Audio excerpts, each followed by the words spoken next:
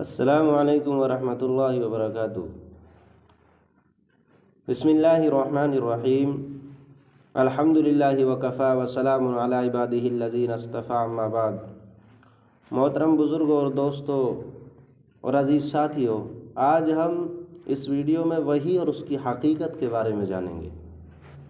قرآن کریم چونکہ سرکار کائنات محمد مصطفیٰ صلی اللہ علیہ وسلم پر وحی کے ذریعے نازل کیا گیا ہے، اس لیے سب سے پہلے وحی کے بارے میں چند ضروری باتیں سمجھ لینی چاہیے۔ ہر مسلمان جانتا ہے کہ اللہ تعالیٰ نے انسان کو دنیا میں آزمائش کے لیے بھیجا ہے، اس کے ذریعے کچھ فرائض عائد کر کے پوری کائنات کو اس کی خدمت میں لگا دیا ہے۔ لہٰذا دنیا میں آنے کے بعد انسان کے لیے دو کام ضروری ہے۔ ایک یہ کہ اس کائنات سے اور اس میں پیدا کی ہوئی اشیاء سے، اس میں پیدا کی ہوئی چیزوں سے ٹھیک ٹھیک کام لے، اور دوسرا یہ کہ کائنات کو استعمال کرتے ہوئے اللہ تعالیٰ کے احکام کو مد نظر رکھے اور کوئی ایسی حرکت نہ کرے جو اللہ تبارک و تعالیٰ کی مرضی کے خلاف ہو۔ ان دونوں کاموں کے لیے انسان کو علم کی ضرورت ہوتی ہے، اس لیے جب تک کہ اسے یہ معلوم نہ ہو کہ کائنات کی حقیقت کیا ہے، اس کی کون سی چیز کے کیا خواص ہیں، کون سی چیز کے کیا فائدے ہیں، ان سے کس طرح فائدہ اٹھایا جا سکتا ہے، اس وقت تک وہ دنیا کی کوئی بھی چیز اپنے فائدے کے لیے استعمال نہیں کر سکتا جب تک کہ اسے معلوم نہ ہو کہ اللہ تعالیٰ کی مرضی کیا ہے اور وہ کون سے کاموں کو پسند اور کن کو ناپسند فرماتا ہے۔ اس وقت تک اللہ تعالیٰ کی مرضی کے مطابق زندگی گزارنا ناممکن ہے۔ تو دوستو اور عزیزو، آئیے ہم وحی کی حقیقت کے بارے میں جانتے ہیں۔ اللہ تعالیٰ نے انسان کو پیدا کرنے کے ساتھ ساتھ تین چیزیں ایسی پیدا کی ہے کہ جن کے ذریعے اسے مذکورہ الگ الگ باتوں کا علم حاصل ہوتا رہتا ہے۔ ایک انسان کے حواس کے معنی ہوتا ہے یعنی آنکھ، کان، منہ، ہاتھ، پاؤں، دوسرے عقل اور تیسرے وحی، یہ تین چیزیں ہیں۔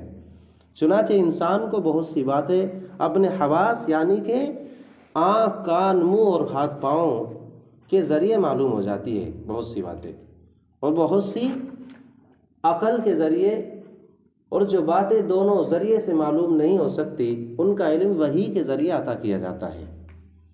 علم کے ان تینوں ذریعے میں ترتیب کچھ ایسی ہے کہ ہر ایک کی ایک خاص حد اور مخصوص دائرہ کار ہے، ہر ایک کی ایک خاص حد ہے جس کے آگے وہ کام نہیں دیتا۔ چنانچہ جو چیزیں انسان کو اپنے حواس سے معلوم ہو جاتی ہے، جو چیزیں انسان کو اپنے ہاتھ، پاؤں اور اپنی آنکھ، کان، ناک سے معلوم ہوتی ہے، ان کا علم عقل سے نہیں حاصل ہو سکتا۔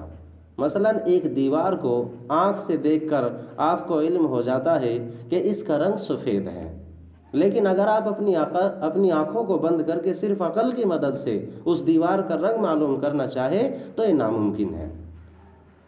صرف عقل سے اگر آپ اس دیوار کا رنگ معلوم کرنا چاہے تو ناممکن ہے۔ آنکھوں کو کھول کر، ہاتھوں سے چھو کر، آنکھوں سے دیکھ کر اگر آپ پتہ لگانا چاہے تو پتہ لگ سکتا ہے۔ مثلا آپ صرف آنکھوں سے دیکھ کر، ہاتھوں سے چھو کر یہ پتہ نہیں لگا سکتے کہ اس دیوار کو کسی انسان نے بنایا ہے، بلکہ اس نتیجے تک پہنچنے کے لیے عقل کی بھی ضرورت ہوتی ہے۔ غرض جہاں تک حواس خمسہ کام دیتے ہیں، جہاں تک ہاتھ، پاؤں، آنکھ، کان یہ کام دیتے ہیں، وہاں تک عقل کی کوئی رہنمائی نہیں کرتی، اور جہاں حواس خمسہ جواب دے دیتے ہیں وہاں سے عقل کا کام شروع ہو جاتا ہے۔ لیکن اس عقل کی رہنمائی بھی غیر محدود نہیں ہے، یہ بھی ایک حد پر جا کر رک جاتی ہے، اور بہت سی باتیں ایسی ہیں جن کا علم نہ حواس کے ذریعے حاصل ہو سکتا ہے اور نہ عقل کے ذریعے۔ مثلا اسی دیوار کے بارے میں معلوم کرنا ہے کہ اس کو کس طرح استعمال کرنے سے اللہ تعالیٰ راضی اور کس طرح استعمال کرنے سے ناراض ہوگا، یہ نہ حواس کے ذریعے ممکن ہے اور نہ عقل کے ذریعے۔ اس قسم کے سوالات کا جواب انسان کو دینے کے لیے جو ذریعہ اللہ تعالیٰ نے مقرر فرمایا ہے اس کا نام وحی ہے، علم ہے۔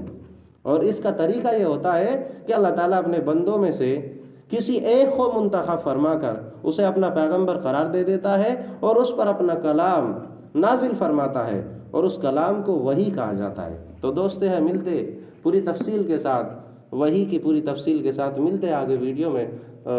میرے چینل کو آپ سبسکرائب کریں، لائک کریں اور شیئر کریں۔ السلام علیکم ورحمۃ اللہ وبرکاتہ۔